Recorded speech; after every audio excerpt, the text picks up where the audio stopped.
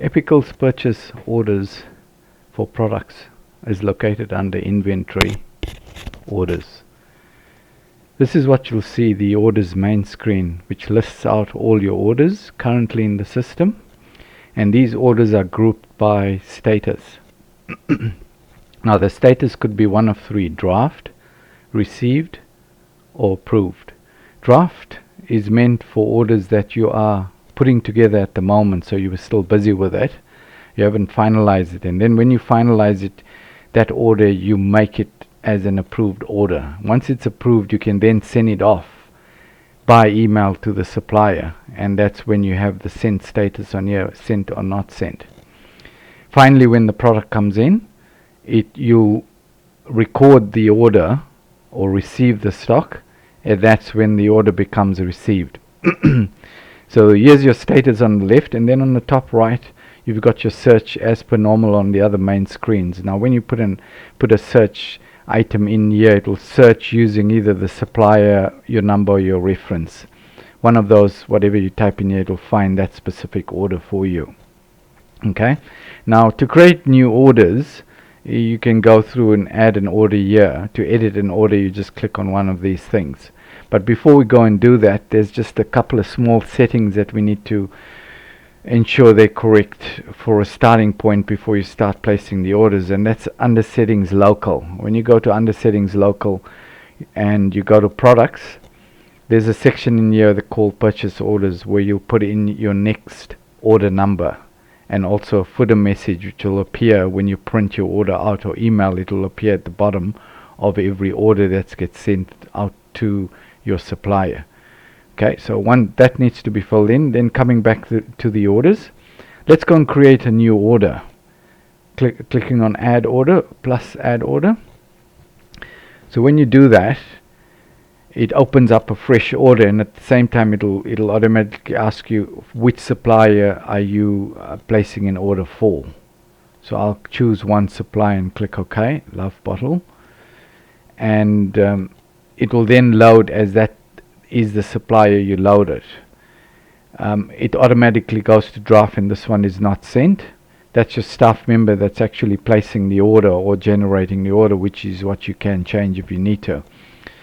Now to actually load the products onto the system, moving over to the product side of your inventory, when you look at a specific product, you can see on the product under the stock sections slightly changed.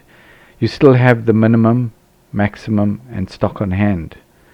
Your minimum is the value that will trigger the system to automatically order, which is what I'll take you through now. But your stock has got to go below this minimum. So if it's on 2, it's got to be either on 1 or 0 for it to trigger an order, and it'll order up to the maximum of 6. This little list here is a list of dates when this specific product was actually ordered. These are purchase order dates. So telling you exactly how many was ordered, what was that specific cost at that time, and the remaining stock for there. So with these figures, we can accurately track exact costs of certain products that you bought at certain prices.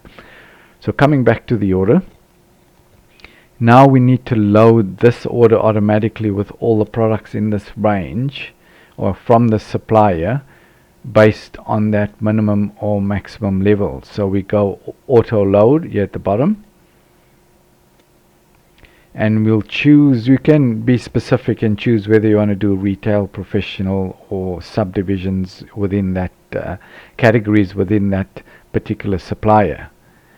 Now there's two types of products you can choose from. One is based on the levels, which is what I just explained, your minimum and maximum levels, and the other one is choosing products just based on sales. So if you don't want to go by levels and you want to go by actually what was sold over a period, and you're reordering what was sold, you use the sales option. And when you use the sales option, you got to tell the system you're looking at items sold from a date to a date. Okay, but for in this case, then it will go through and do that for you. In this case, we'll just stick to the levels. Now this tick box here tells the system whether to take into account all the approved orders currently in the system that has gone to the supplier but has not been delivered yet. So it will take those into account, so it doesn't over order if you're doing a second order while the other one's coming in from the same supplier. So I'll go load. What it will do is go through the products and choose which products is below the minimum, and also calculate the quantities needed. So that will automatically load. If you need to, you can change your quantities that you actually require, and even change your cost pricing if it's a little bit different to from what it was. If you need to manually add a product, you can do it in two ways. One is scan the product with your scanner, or go to Product Plus and choose a specific product and click done. Now when you chose that product, you can then enter a quantity of, say, 4, I'm entering in this case.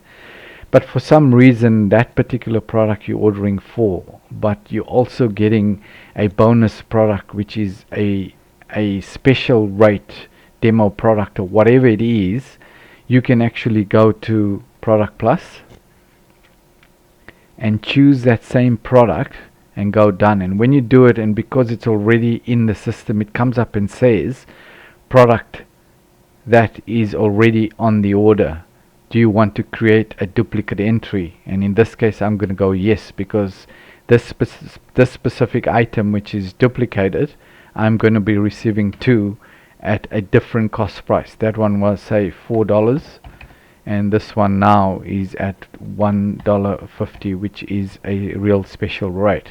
So in that way you can actually achieve those 2 different prices in one order. Once you've got that saved, you can put a reference in there if you need to, and you click on save. Then you have the ability to actually add a note in here, and this will come on your invoice as well, or your order, that will go to the supplier as an extra note which comes just above your footer message that we entered in earlier. So I will just enter something. Hi, this is my first order. Done. So that comes in here. If you need to edit it, you can edit it. So you go through it still in draft mode. You're happy with the order. Now at the bottom you've got a number of different options here. That's your receive button. Saving the order is what we did. Email, print. Those buttons are the same under the more function here. Okay. Now there's one more function which is delete. You can delete an order, but you can only delete a draft order. So in draft mode you can delete it and start again, or whatever you need to do, you create a new one or whatever. But we're happy with this order. I'm going to change the status of this order and say it is now approved. And once the order is approved and I save, you will see that that's now approved. And you notice that all draft orders will come up here on the left. So at any one time I can actually go and click on orders that's not been completed and load them into the system here, so I can finalize them and change them from draft to, say, approved, and save that. And when you approve an order, it goes off this list. So it's handy to get to the draft orders directly in here without going to the other page. Now once you're happy with that, you can now go, I'll go back and go and locate that last order I did, and I'm happy with that. It's approved. You can either go and do a print function which will print the order if you need to, and that will come out and you just do a normal print, or you could do an email function. Now this will send the email off. If you have multiple email addresses, it will come up on the list, and you can select multi or the one, depending on how many email addresses you have in that particular supplier contact information. I'm going to go OK and send that email off. Once that email is gone off, it says sent, approved. You're done with the order. The order's gone off to the supplier. You wait for it to come in. When it comes in, you locate your order. You know what the order number, you can locate it. And to make it easy, you can just go and click on the approved on the left, and it'll just show you the approved ones. You click on your order, and you go through now and make sure your prices are the same from your order as exactly as what you have on the screen. Fix that and check your quantities received. If there is a shortage, you can change them depending on their stocks. Happy with it all you got to do is click receive. Now this receive function will do a update of all the stock, all those quantities you've bought here will go straight into the stock items that's been received. So if I go receive and go yes, this will now update all the stock levels. Order changes to received. Once it's received, you cannot delete it. It's recorded and it's done. It's sent. The only thing you can do is just view it, email it again, or print it again. The other things on the actual editing of your orders when you're in it, every product here has a hyperlink. So you could, if you want to dive into that particular product, you could click on it and it'll open up a new tab bringing up the information of that product, and so you can edit or fix the quantities or whatever. As you can see, that was the order I just placed now, and it's recorded exactly what the quantity is. So that's the hyperlink there. And also on the actual supplier, if you click on that, it'll bring a pop-up of the actual supplier, so you can make sure that the supplier has the email addresses correctly, as well as there's this new field called account number for your supplier. So if you contact a supplier, you can enter the account number that the supplier has for your business, and this number will appear on your purchase orders that gets emailed to the supplier. So those are the numbers you need to go through for every supplier and make sure they are right as well for it to work. But if you need to enter them in while you're entering the orders, it's very easy just to click on this, enter the account number, and click done and come back here.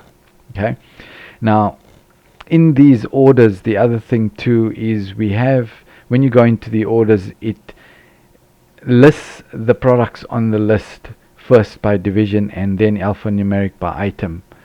That's how it'll print out as well. That's the default. But if you need to change the view on the screen, you can by just clicking on this, and it'll change it alphabetically up or down, just so you can try and find the products easily if you've got a whole long list of products on the order itself.